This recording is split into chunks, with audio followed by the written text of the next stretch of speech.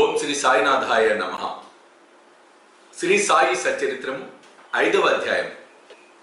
పెండ్లి వారితో కలిసి బాబా షిరిడీకి వచ్చుట, ఫకీర్కు సాయి నామం ఎట్లు వచ్చెను, ఇతర యోగులతో సహవాసం, బాబా దుస్తులు, వారి నిత్య కృత్యములు, వేప చెట్టు కింద ఉన్న పాదుకల వృత్తాంతము, ఈ కథ యొక్క పూర్తి వివరములు, మొహిద్దీన్ తంబోలితో కుస్తీ, జీవితంలో మార్పు, నీళ్లను నూనెగా మార్చుట, జవహర్ అలీ అను కపట గురు. పెండ్లి వారితో కలిసి బాబా షిరిడీకి తిరిగి వచ్చుట. ఔరంగాబాద్ జిల్లాలో దూప్ అను గ్రామం కలదు. అతని ధనికుడకు మహమ్మదీయుడు ఉండెను. అతని పేరు చాందు బాటిల్. ఔరంగాబాద్ పోచుండగా అతని గుర్రము తప్పిపోయాను. 2 మాసములు వెతికినను దాని అంతు దొరకకుండెను. అతడు నిరాశ చెంది భుజముపై జీను వేసుకొని ఔరంగాబాద్ నుండి దూప్ గ్రామమునకు పోచుండెను. సుమారు 9 మైళ్ళు నడిచిన పిమ్మట ఒక మామిడి చెట్టు వద్దకు వచ్చాను. దాని నీడలో ఒక వింత పురుషుడు కూర్చొని ఉండెను. అతడు తలపై టోపీ, పొడుగైన చొక్కా ధరించి ఉండెను. చంకలో సటకా పెట్టుకొని చిలుము త్రాగుటకు ప్రయత్నించుచుండెను. దారి వెంట పోవు చాందుపాటిని చూసి అతను అతనిని పిలిచి చిలుము త్రాగి కొంత తడవు విశ్రాంతి కొనువనెను. జీను గురించి ప్రశ్నించాను. అది తాను పోగొట్టుకుని నా గుర్రముదని చాందుపాటిని చెప్పాను. ఆ దగ్గరలో ఉన్న కాలువ పక్కన వెతుకుమని ఫకీర్ చెప్పాను. అతనికి పోయి గడ్డి మేయించిన గుర్రమును చూసి ఆశ్చర్యపడింది. ఈ ఫకీర్ సాధారణ మనుజుడు కాదని, గొప్ప ఔలియా అయి ఉండవచ్చని అనుకున్నాను. గుర్రమును తీసుకొని ఫకీర్ వద్దకు వచ్చాను. చిలుము తయారుగా ఉండెను. కానీ చిలుమును వెలిగించుటకు నిప్పు, గుడ్డను తడుపుటకు నీరు కావలసి ఉండెను. ఫకీర్ సటకాను భూమిలోకి గురిచి నిప్పు వచ్చాను. మరలా అక్కడే సటకాతో నేలపై మోదగా నీరు వచ్చాను. ఫకీరు చప్పి అంటే గుడ్డ ముక్కను ఆ నీటితో తడిపి నిప్పుతో చిలుమును వెలిగించాను. అట్లా సిద్ధమైన చిలుమును ఆ ఫకీర్ తాను పీల్చి తర్వాత చాందు పాటిల్కి అందించారు. ఇదంతా చూసి చాందు పాటిల్ ఆశ్చర్యచకితుడైన ఫకీర్ తన గృహమును అతిథిగా రమ్మని చాందు పాటిల్ వేడెను. ఆ మరుసటి దినమే ఫకీర్ పాటిల్ ఇంటికి పోయి అచ్చట కొంతకాలం ఉండెను. ఆ పాటిల్ గ్రామంలో మునసబు. అతని భార్య తమ్ముని కొడుకు పెండ్లి సమీపించారు. పెళ్లి కూతురిది షిరిడి గ్రామం. అందుచే కావలసిన సన్నాహములన్నీ చేసుకొని పాటిల్ షిరిడి ప్రయాణం అయ్యాను. పెండ్లి వారితో కలిసి ఫకీర్ కూడా బయలుదేరాను. ఎట్టి చిక్కులు లేక వివాహం జరిగిపోయాను. పెండ్లి వారు దూప్ గ్రామం తిరిగి వెళ్ళింది. కానీ ఫకీర్ మాత్రము షిరిడిలో ఆగి అచ్చటనే స్థిరముగా ఉండేది. ఫకీర్కు సాయినామం ఎట్లు వచ్చాను. పెండ్లి వారు షిరిడి చేరగానే ఖండోబా మందిరమున సమీపమున ఉన్న భక్త మనసాపతి పొలములో ఉన్న మర్రి చెట్టు కింద బస చేసిరి. ఖండోబా మందిరమునకు తగిలి ఉన్న ఖాళీ జాగాలో బండ్లు విడిచిరి. బండ్లలో ఉన్న వారి తర్వాత ఒకరు దిగిరి. ఫకీర్ కూడా దిగాను. బండి దిగుచున్న యువ ఫకీర్ను చూచి భక్త మనసాపతి ఆవో సాయి, రండి సాయి అని స్వాగతించారు. తక్కిన వారు కూడా ఆయనను సాయి అని పిలువని ఆరంభించింది. అది మొదలుగా వారు సాయిబాబాగా ప్రఖ్యాతులయ్యి ఇతర యోగులతో సహవాసము. సాయిబాబా షిరిడీలో ఒక మసీదులో నివాసం ఏర్పరచుకున్నది. బాబా షిరిడీ రాకపూర్వమే దేవిదాస్ అను యోగి షిరిడీలో ఎన్నో సంవత్సరముల నుండి నివసించుచున్నాను. బాబా అతనితో సాంగత్యమునకు ఇష్టపడెను. అతనితో కలిసి కొంతకాలము మారుతి మందిరంలోను చావడిలోనూ ఉండెను. కొంతకాలము ఒంటరిగా ఉండెను. అంతలో జానకీదాస్ గోసావి అని ఇంకొక యోగి అతనికి వచ్చాను. బాబా అప్పుడప్పుడు ఆ యోగితో మాట్లాడుచుండేది వారు, లేదా బాబా ఉండి చోటుకు జానకీదాస్ పోవచుండెను. అటులనే పూనా తాంబే నుండి ఒక వైశ్య యోగి షిరిడి వచ్చుచుండేవాడు. ఆయన గృహస్థుడు, పేరు గంగాగీర్. ఒకనాడు బాబా స్వయంగా కుండలతో నీళ్లు తెచ్చి పూల చెట్లకు పోయిచున్నట్టు చూసి అతడు షిరిడి గ్రామస్తులతో ఇట్లనెను, ఈ మని ఇచ్చట ఉండుడిచే షిరిడి పుణ్యక్షేత్రమైనది. ఈనాడు కుండలతో నీళ్లు మోయిచున్నాడు. కానీ ఇతను సామాన్య మానవుడు కాడు. ఈ నేల నిజముగా పుణ్యం చేసుకున్నది కనుకనే సాయిబాబాను ఈ మణిని రాబట్టుకొనగలిగాను. ఏవలా గ్రామంలో ఉన్న మఠములో ఆనందనాథులను యోగి పుంగవుడు ఉండెను. అతడు అక్కల్కోట్కర్ మహారాజ్ గారి శిష్యుడు. అతను ఒకనాడు షిరిడి గ్రామ నివాసులతో బాబాను చూడవచ్చాను. అతడు సాయిబాబాను చూసి ఇట్లనెను, ఈయన ఒక అమూల్యమైన రత్నం. సామాన్య మానవుల వలె కనిపించుచున్నప్పటికీ ఈయన మామూలు రాయి వంటి వాడు కాడు. ఈయన ఒక అమూల్య వజ్రం. ముందు ఈ సంగతి మీకు తెలియగలదు. ఇట్లనుచు ఆనందనాథుడు తిరిగి ఆవలా వెళ్ళాను. ఇది సాయిబాబా యవనమున జరిగిన సంగతి.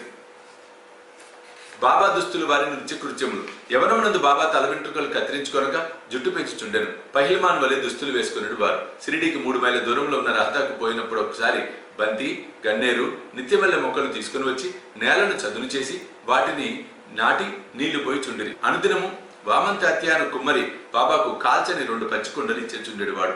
బాబా స్వయముగా బావి నుండి నీళ్లు చేది ఆ నీటిని ఆ పచ్చికుండలతో తోడి భుజంపై మోసుకొని తెచ్చి మొక్కలకు పోసేవారు. సాయంకాలం ఆ కుండలను వేప చెట్టు కింద మొదట బోర్లించి చుండిరి. కాల్చని వగుడుచే అవి వెంటనే విరిగి ముక్కలుగా అవుచుండెను. ఇట్లు 3 సంవత్సరములు గడిచెను. సాయిబాబా కృషి వలన అచ్చట పూల తోటలు ఇచ్చారు. ఆ స్థలంలోనే ఇప్పుడు బాబా సమాధి ఉన్నది. దానిని సమాధి మందిరం అందరూ దానిని దర్శించుట కొరకే అనేక మంది భక్తులు విశేషంగా పోచున్నారు. వేప చెట్టు కింద ఉన్న పాదుకల వృత్తాంతం. అక్కల్కోట్కర్ మహారాజ్ గారి భక్తుడు బాయి కృష్ణాజీ అలీ బాక్కర్. ఇతడు అక్కల్కోట్కర్ మహారాజ్ గారి చిత్రపటమును పూజించేవాడు. అతడు ఒకప్పుడు షోలాపూర్ జిల్లాలోని అక్కల్కోట గ్రామంకు పోయి మహారాజ్ గారి పాదుకలు దర్శించి పూజించవలనని అనుకున్నాను. అతడచ్చటికి పోక మునుపే స్వప్నంలో ఆ మహారాజ్ దర్శనమిచ్చి ఇట్లనెను, ప్రస్తుతం షిరిడి నా నివాస స్థలం, అచ్చటికి పోయి నీ పూజను వనరింపు. అందుచే అక్కల్కోట్ పోవాలను అన్న తన నిర్ణయమును మార్చుకొని బాయి కృష్ణజీ షిరిడి చేరి బాబాను పూజించి అచ్చటనే 6 మాసములు ఆనందంతో గడిపాను. దీనికి జ్ఞాపకార్థము పాదుకలు చేయించి శ్రావణ మాసంలో ఒక శుభదినమున వేప చెట్టు కింద ప్రతిష్ఠ చేయించాను. ఇది శక సంవత్సరం 1834 శ్రావణ మాసంలో జరిగింది. దాదా కేల్కర్ ఉపాసిని బాబా అనువారు పూజను శాస్త్రోక్తకముగా జరిపిరి. దీక్షిత్ అను బ్రాహ్మణుడు పాదుకల నిత్య పూజకు నియమింపబడింది. దీనిని పర్యవేక్షించు బాధ్యత సగునవీర్ నాయక్ కు అప్పగించబడినది. ఈ కథ యొక్క పూర్తి వివరములు. తానే వాస్తవ్యుడైన బీవీదేవ్ బాబాకు గొప్ప భక్తుడు. వీరు మామల్తదారుగా పదవి విరమణ చేసింది. వేప చెట్టు కింద ప్రతిష్ఠింపబడిన పాదుకలకు సంబంధించిన వివరములన్నీ సగునవీర్ నాయక్ మరియు గోవింద కమలాకర్ దీక్షితుల నుండి సేకరించి పాదుకల పూర్తి వృత్తాంతము శ్రీ సాయిలీలా మాసపత్రిక 2వ సంపుటము 1వ సంచిక 25వ పేజీలో ఈ రీతిగా ప్రచురించినారు. 1912 సంవత్సరంలో బొంబాయి నుండి డాక్టర్ రామారావు కొఠారే అను అతడు షిరిడి వచ్చాను. వారితో పాటుగా అతని కాంపౌండర్ను మరియు అతని మిత్రుడైన బాయి కృష్ణజీ అలీబాకర్ అను అతడు వెంట వచ్చింది. షిరిడిలో వారు సగునవీర్ నాయక్ కు జీకే దీక్షిత్ కు సన్నిహితులయ్యారు. అనేక విషయములు తమలో తాము చర్చించుకున్నప్పుడు సంభాషణవశాత్తు బాబా ప్రప్రథమన షిరిడి ప్రవేశించి వేప చెట్టు కింద తపస్సు చేసిన దాన్ని జ్ఞాపకార్థము బాబా పాదుకలను రాతితో చెక్కించుటకు నిర్ణయించింది. ఈ సంగతి డాక్టర్ రామారావు కొఠారేకు తెలిపినచో ఆయన చక్కని పాదుకలు చెక్కించదరని భాయి కృష్ణజీ మిత్రుడైన కాంపౌండర్ సలహా ఇచ్చాను. అందరూ ఈ సలహాను సమ్మతించింది. అప్పటికి బొంబాయి తిరిగి వెళ్లిన డాక్టర్ గారికి ఈ విషయం తెలియపరిచింది. వారు వెంటనే మరల షిరిడి వచ్చి పాదుకల నమూనా వ్రాయించిరి. ఖండోబా మందిరం ఉన్న ఉపాసిని మహారాజ్ వద్దకు పోయి తాము రాసిన పాదుకల నమూనాను చూపిరి. శ్రీ ఉపాసిని దానిలో మార్పులు చేసి పద్మము, శంఖము, చక్రము మొదలగునవి చేర్చి బాబా యోగ శక్తిని, వేప చెట్టు గొప్పదనము తెలుపు ఈ క్రింది శ్లోకమును చెక్కమనిది. సదా నింబవృక్షస్య మూలాదివాసాత్ సుధా శ్రావిణం తిక్తమప్యప్రియంతం తరుం కల్ప వృక్షాధికం సాధయంతం నమామీశ్వరం సద్గురుం సాయినాథం. ఉపాసిని సలహాను ఆమోదించి పాదుకలు బొంబాయిలో చేయించి కాంపౌండర్ ద్వారా పంపిరి. శ్రావణ పౌర్ణమి నాడు స్థాపన చేయమని బాబా ఆజ్ఞాపించారు. ఆనాడు 11 గంటలకు జీకే దీక్షిత్ తన శిరస్సుపై పాదుకలు పెట్టుకుని ఖండోబా మందిరం నుండి ద్వారకామాయికి ఉత్సవంతో వచ్చిరి. బాబా పాదుకలను స్పృశించి అవి భగవంతుని పాదుకలని నుడిబడి వారిని వేప చెట్టు మూలంన ప్రతిష్ఠింపుడని ఆదేశించారు. ఆ ముందు రోజు బొంబాయి నుండి పాస్తా సేట్ అను పార్సీ భక్తుడు మణియార్డన్ ద్వారా 25 రూపాయలు పంపారు. బాబా పైకమును పాదుక ప్రతిష్టకు ఖర్చు నిమిత్తం ఇచ్చారు. మొత్తము 100 రూపాయలు ఖర్చయినవి. అందులో 75 రూపాయల చందాల ద్వారా వసూలు చేసిరి. మొదట 5 సంవత్సరములు జీకే దీక్షిత్ ఈ పాదుకలకు పూజ చేశారు. తర్వాత లక్ష్మణ్ కచేశ్వర్ ఝాకడే అను బ్రాహ్మణుడు పూజ చేయుచుండెను. మొదట 5 సంవత్సరం నెలకు 2 రూపాయలు చొప్పున డాక్టర్ కొఠారే దీపపు ఖర్చు నిమిత్తము పంపుచుండెను. పాదుకల చుట్టూ కంచె కూడా పంపారు. ఈ కంచెయు పైకప్పును కోపర్గాం స్టేషన్ నుండి షిరిడి తెచ్చుటకు 780 ఖర్చు సగునవీర్ నాయక్ ఇచ్చారు. ప్రస్తుతము జాకడే భక్తులు చేయుచున్నాడు. సగునుడు నైవేద్యమును దీపమును పెట్టుచున్నాడు. మొట్టమొదట బాయి కృష్ణజీ అక్కల్కోట్కర్ మహారాజ్ భక్తుడు 1912 సంవత్సరంలో వేప చెట్టు కింద పాదుకలు స్థాపించినప్పుడు అక్కల్కోటకు పోవచ్చు మార్గ మధ్యమున షిరిడి అందు దిగాను. బాబా దర్శనం చేసిన తర్వాత అక్కల్కోట్ గ్రామమునకు పోవాలనని బాబా వద్దకేగి అనుమతి నిమ్మనను. బాబా ఇట్లనను, అక్కల్కోట్లో ఏమున్నది, అక్కడేలా పోయేదవు, అక్కడుండే మహారాజ్ ప్రస్తుతం ఇక్కడే ఉన్నాడు, వారే నేను. ఇది విని బాయి కృష్ణజీ అక్కల్కోట వెళ్ళటం మానుకొనెను. పాదుకల స్థాపన తర్వాత అనేక పర్యాయములు షిరిడి యాత్ర చేశాను. హేమాడ్ పంతుకు ఈ వివరములు తెలిసి ఉన్నచో సచ్చరిత్రలో వ్రాయుట మాని ఉండరు. మొయిద్దీన్ తంబోలితో కుస్తీ జీవితంలో మార్పు. షిరిడి గ్రామంలో కుస్తీలు పట్టుట వాడుక. అచ్చట మొయిద్దీన్ తాంబోలి అనువాడు తరచుగా కుస్తీలు పట్టేవాడు. వారికి బాబాకు ఒక విషయంలో భేదాభిప్రాయం వచ్చి కుస్తీ పట్టింది. అందులో బాబా ఓడిపోయాడు. అప్పటి నుండి బాబాకు విరక్తి కలిగి తన దుస్తులను నివసించి రీతిని మార్చుకొనెను. లంగోటిని బిగించుకొని పొడవాటి చొక్కా తొడుక్కొని నెత్తిపైన గుడ్డ కట్టుకునేవారు. ఒక గోనెముక్కపై కూర్చునేవాడు.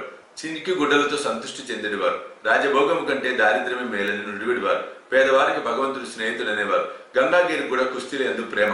ఒకనాడు కుస్తీ పట్టుచుండగా అతనికి వైరాగ్యము కలిగాను. అదే సమయమున దేహమును దమించి దేవుని సహవాసం చేయమని ఒక అశరీరవాణి అతనికి వినిపించారు. అప్పటి నుండి గంగాగిరి సంసారము విడిచెను. ఆత్మ సాక్షాత్కారం కొరకు పాటుపడెను. పూనా తాంబే దగ్గర నది ఒడ్డున ఒక మఠమును స్థాపించి తన శిష్యులతో నివసించుచుండెను. సాయిబాబా జనులతో కలిసి మెలిసి తిరిగేవారు కారు.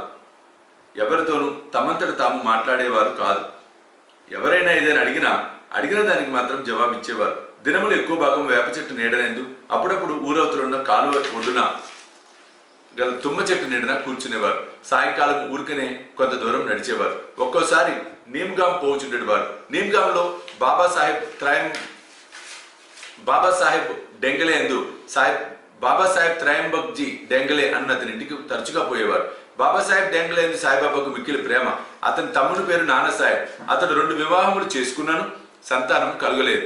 బాబాసాహెబ్ డెంగలే తన సోదరుని సాయిబాబా వద్దకు పంపాను. బాబా అనుగ్రహించే నానాసాహెబ్కు పుత్ర సంతానం కలిగాను. అప్పటి నుండి బాబాను దర్శించుటకు ప్రజలు తండోపతండములుగా రాసాగిరి. వారి కీర్తి అంతటను వెల్లడి అయ్యాను. అహ్మద్ నగర్ వరకు వ్యాపించాను. అక్కడి నుండి నానాసాహెబ్ చందోర్కర్, కేశవ చిదంబరం మొదలుగా గల అనేక మంది భక్తులు షిరిడీకి వచ్చుట ప్రారంభించింది. దినమంతయు బాబాను భక్తులు చుట్టుముట్టి ఉండేవారు. రాత్రి ఎందు బాబా పాడుబడిన పాత మసీదు ఎందు శయనించేవాడు.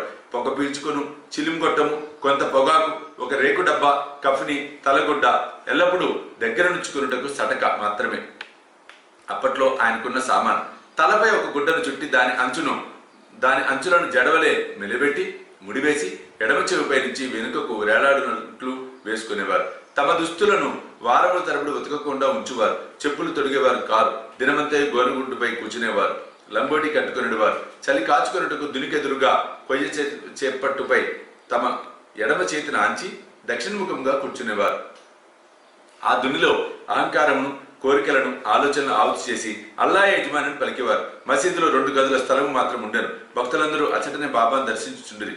1912 తదుపరి మసీదు కొన్ని మార్పులు చేయబడినవి. పాత మసీదును మరమ్మతు చేసి నేలపై నగిషీరాలు తాపన చేసిరి. బాబా ఈ మసీదు రాక పూర్వము తకియాలో చాలా కాలం నివసించిరి. బాబా తమ కాళ్లకు చిన్న గజ్జలు కట్టుకొని సొగసుగా నాట్యం చేసేవారు. భక్తి పూర్వకమైన పాటలు పాడేవారు. నీళ్లను నూనెగా మార్చుట సాయిబాబాకు దీపములను చాలా ఇష్టం. ఊరిలో నూనెను విక్రయించు షావుకారులను నూనె అడిగి తెచ్చి మసీదునందు రాత్రంతయు దీపములు వెలిగించేవారు. కొన్నాళ్ళు ఇట్లు జరిగాను. ఒకనాడు నూనె ఇచ్చి దుకాణదారులందరూ కూడబలుకొని బాబాకు నూనె ఇవ్వకూడదని నిశ్చయించుకున్నది. బాబా వారి దుకాణంలోకి ఎప్పటి వలె పోగా నూనె లేదనిది. బాబా కలత చెందక వట్టి ఒత్తులు మాత్రమే ప్రమిదిలో పెట్టి ఉంచాను. నూనె వ్యాపారుల ఆసక్తితో ఇదంతా గమనించుచుండిరి. అడుగున 2-3 నూనె చుక్కలున్న తంబిరీలు తమ రేకు డబ్బాలో నీటిని పోసి కలియబెట్టి ఆ నీటిని త్రాగివేసిరి. ఈ విధంగా రేకు డబ్బాలో నూనె అవశేషమును పావనం చేసిన పిమ్మట మరల డబ్బాతో నీరు తీసుకొని ఆ నీటిని ప్రమిదల్లో నింపెను. దూరముగా నిలిచి పరీక్షించుచున్న దుకాణదారులు విస్మయమందునట్లు ప్రమిదల నీవు తెల్లవారుదాకా చక్కగా వెలుగుచుండెను. ఇదంతా చూచి ఆ షావుకారులు పశ్చాత్తాపడి బాబాను మన్నింపమని కోరిరి. బాబా వారిని క్షమించి ఇకపైనను సత్యమును అంటిపెట్టుకుని ఉండుడని హితవు పలికెరు. జవహర్ అలీని కపట గురువు పైన వివరించిన కుస్తీ జరిగిన 5 ఏళ్ల తర్వాత అహ్మద్ నగర్ నుండి జవహర్ అలీ అను ఫకీరు ఒకడు శిష్యులతో రాచా వచ్చెను. వీరభద్ర మందిరమునకు సమీపంలో ఉన్న స్థలంలో దిగెను. ఆ ఫకీర్ బాగా చదువుకున్నవాడు. ఖురాన్ అంతయు వల్లించగలడు. మధుర భాషణుడు. ఆ ఊరిలోని భక్తులు వచ్చి వానిని సన్మానించుచుండేవారు. వారి సహాయంతో వీరభద్ర మందిరమునకు దగ్గర ఈద్గా గోడను నిర్మించుటకు పూనుకొనెను. ఇదుల్ ఫితర్ పండగ నాడు మహమ్మదీలు నిల్చొని ప్రార్థించు గోడయే ఈద్గా. ఈ విషయంలో వివాదము లేచి అది ఘర్షణలకు దారి తీసెను. దానితో జవహర్ అలీ రాతా విడిచి షిరిడి చేరి బాబాతో మసీదునందుండ సాగెను. ప్రజలు వాని తీపి మాటలకు మోసపోయారు. అతడు బాబాను తన శిష్యుడని చెప్పువాడు.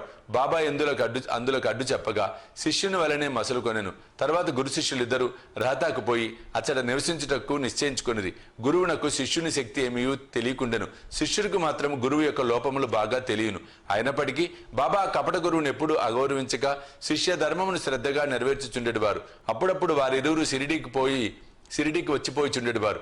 కానీ అధికంగా రహతాలోనే నివసించేవారు. షిరిడీలోని సాయి భక్తులకు బాబా ఈ విధంగా రహతాలో ఉండుట ఎంత మాత్రం ఇష్టం లేకుండెను. అందుచే వారందరూ కలిసి సాయిబాబాను మరల షిరిడీకి పిలుచుకుని వచ్చుటకు రహతా వెళ్ళిరి. వారు రాతాలో ఈద్గా వద్ద బాబాను ఒంటరిగా చూసి వారిని తిరిగి షిరిడీకి తీసుకుని పోవటకై వచ్చినామని చెప్పిరి. జవహర్ అలీ ముక్కోపని ఆయన తనను విడిచిపెట్టడని, అందువలన వారు తమ యందు ఆశను విడిచి ఫకీర్ అక్కడకు రాక మునిపే వచ్చులోపే షిరిడి వెళ్ళుట మంచిదని బాబా వారికి సలహా ఇచ్చాను. వారిట్లు మాట్లాడుకొని చుండగా జవహర్ అలీ అక్కడికి వచ్చి బాబాను తీసుకుని పోనుటకు ప్రయత్నించుచున్న షిరిడి ప్రజలపై మండిపడెను. కొంత వాదోపవాదములు జరిగిన పిమ్మట గురు శిష్యులు ఇరువురు తిరిగి షిరిడి పోవుటకు నిర్ణయమైనది. వారు షిరిడి చేరి అచ్చటనే నివసించుచుండిరి. కొన్ని దినముల పిమ్మట దేవిదాస్ ఆ కపట గురువును పరీక్షించి అతని బండారం బయటపెట్టెను. చాంద్ పాటిల్ పెళ్లి బృందంతో బాబా షిరిడి వచ్చుటకు 12 సంవత్సరముల ముందే 10-12 ఏళ్ల వయసులో దేవిదాస్ షిరిడి చేరాను. వారు మారుతి దేవాలయంలో ఉండేవారు. దేవిదాస్ చక్కని అంగసౌష్ఠవము, తేజవంతములైన నేత్రములు కలిగి నిర్వ్యామోహిత అవతారం వలె జ్ఞాని వలె కనిపించుచుండెను. తాత్యా పాటిల్, కాశీనాథ్ షింపి మొదలుగా గల అనేక మంది దేవిదాసును తమ గురువుగా భావించేవారు. వారు జవహర్ అలీని దేవిదాస్ వద్దకు తీసుకుని వచ్చిరి. వారి మధ్య జరిగిన వాదములో జవహర్ అలీ చిత్తుగా ఓడిపోయి షిరిడి నుండి పలాయనం చిత్తగించెను. ఆ తర్వాత అతడు వైజాపూర్లో నుండి చాలా ఏండ్ల తర్వాత షిరిడి వచ్చి బాబా పాదములపై పడెను. తాను గురువు, సాయిబాబా శిష్యుడన్న భ్రమ వాని మనసు నుండి తొలగి తన ప్రవర్తనకు పశ్చాత్తాప పడెను. సాయిబాబా వాణిని యథారీతిగా గౌరవంగానే చూశాను. ఈ విధముగా శిష్యుడు గురువునెట్లు గౌరవింపవలను, ఎట్లు అహంకార మమకారములను విడిచి శుశ్రూష చేసి తుదకు ఆత్మసాక్షాత్కారము పొందవలను బాబా ఆచరణాత్మకంగా నిరూపించెను. ఈ కథ భక్త మహల్సాపతి చెప్పిన వివరముల ఆధారముగా వ్రాయబడినది. ఆ 5వ అధ్యాయము సంపూర్ణము. సర్వం శ్రీ సాయినాథ్ అర్పణమస్తు. శుభం భవతు.